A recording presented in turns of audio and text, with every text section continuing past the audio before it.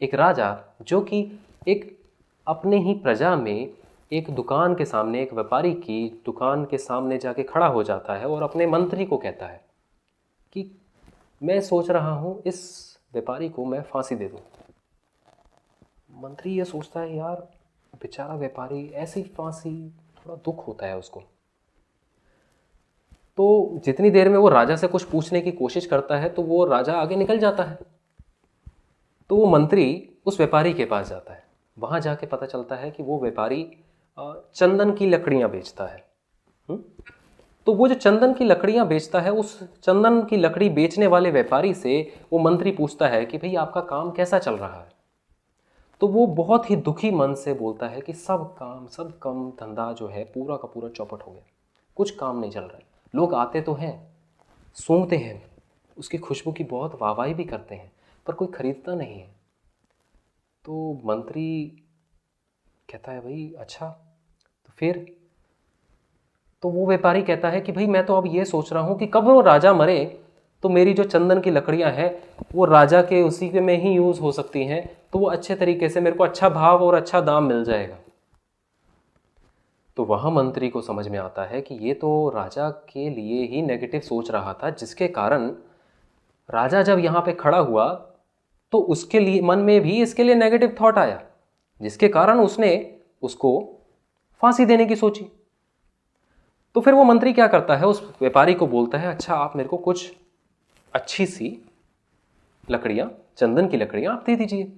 तो वो व्यापारी खुश होता है कि भाई कोई तो ग्राहक आया, कोई तो मेरे लिए कोई ग्राहक आया जिसको मैं दे रहा हूँ। तो वो अच्छे से बड़े प्यार से जो है चंदन की लकड़ियाँ जो है चुन के पैक करके अच्छे से उनको देता है। तो जब जो मंत्री है वो राजा के दरबार में सीधा चला जाता है और वहाँ पे जाके उस राजन को वो देता है। तो वो राजन को कहता है ये व्यापारी है जो चंदन की लकड़ी का, उसने ये आपके लिए भेंट भेजी है। तो वो राजन पूरा आश्चर्यचकित हो जाता है कि यार एक छोटा सा व्यापारी मेरे को तोहफा दे रहा है। अच्छा भाई, उसने जो है उसको खोल के देखा, इतनी सुंदर लकड़ियाँ, इतनी सुनहरी जो चंदन की लकड़ियाँ जिसमें से इतनी अच्छी खुशबू आ रही थी, तो वो उसको देख के बहुत खुश होता है। तो वो ये मन में सोचता है यार ऐसे व्यापारी के लिए जो कि इतना मेरे लिए, बल्कि मेरे लिए इतना भाव रखता है, और उसके लिए मैं सोच रहा था कि ये मैं फांसी दे दूँ। गलत सोचा मैंने, ये सोच आती है उसके मन में। तो वो कुछ अशर्फियाँ उसको पास भिजवा देता है, सोने की अशर्फियाँ। तो जब वो सोने की अशर्फियाँ उस व्यापारी के पास पहुँचती हैं तो वो व्यापारी बहुत खुश होता है और वो ये सोचता है कि यार मेरे तो सारी गरीबी मिट जाएगी इससे। तो उसी बीच में, उस खुशी के बीच में जो उसको ऐसा रियलाइज़ होता है कि यार मैं तो उस राजन के लिए जिसने मेरे लिए ये सोने की अशर्फियाँ भेजी, मैं उसके लिए क्या सोच रहा था? मैं उसके लिए ये सोच रहा था कि वो मर जाए तो मेरी लकड़ियाँ बिक जाएंगी। उसको बहुत दुख होता है। तो उससे हमें क्या सीख मिलती है कि हमें अपने मन से नेगेटिविटी हटानी।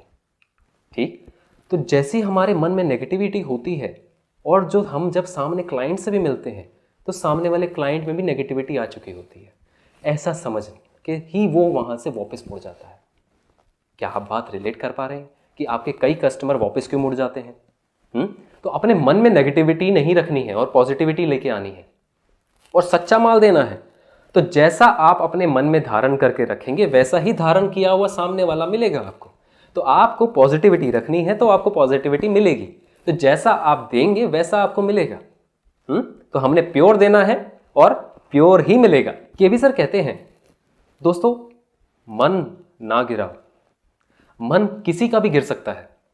जब मन खराब होता है तो सब खराब लगने लगता है, जब मन अच्छा होता है तो सब अच्छा लगने लगता है। तो इसके लिए आप गीता को पढ़िए। गीता को जितना आप अच्छे से अध्ययन करेंगे, पढ़ेंगे, उसमें आपको अपनी सेल्फ रियलाइजेशन और अपने आपे में आएंगे और पॉजिटिविटी आएगी। खुद को रीइंस्टेट करने के लिए गीता से अच्छा माध्यम नहीं है। तो आप इस, जो कि डॉक्टर खुशदीप बंसल जी ने सहेजा है जिस गीता को, उसके लिए आप amazon.in पे गीता बाय खुशदीप बंसल भी आप लिखेंगे, GITA बाय खुशदीप बंसल, अगर आप लिखेंगे तो आपको वो वाइट कलर की छोटी सी किताब है वो आपको मिल जाएगी। उसको आप ऑर्डर करके आप पढ़ सकते हैं और चाहे तो उसको आप सीख भी सकते हैं, जिसमें केवी सर खुद उसको सिखा रहे हैं, जो कि आप महागुरुकुल.org पे जाके भी आप उसको एनरोल करके सीख सकते हैं। इसी कोर्स को अगर जब हम समझते हैं तो बहुत ही रहस्यमय है, रहस्यमय रूपांतरण देता है ये गीता हमारे मन को, हमारी सोच को।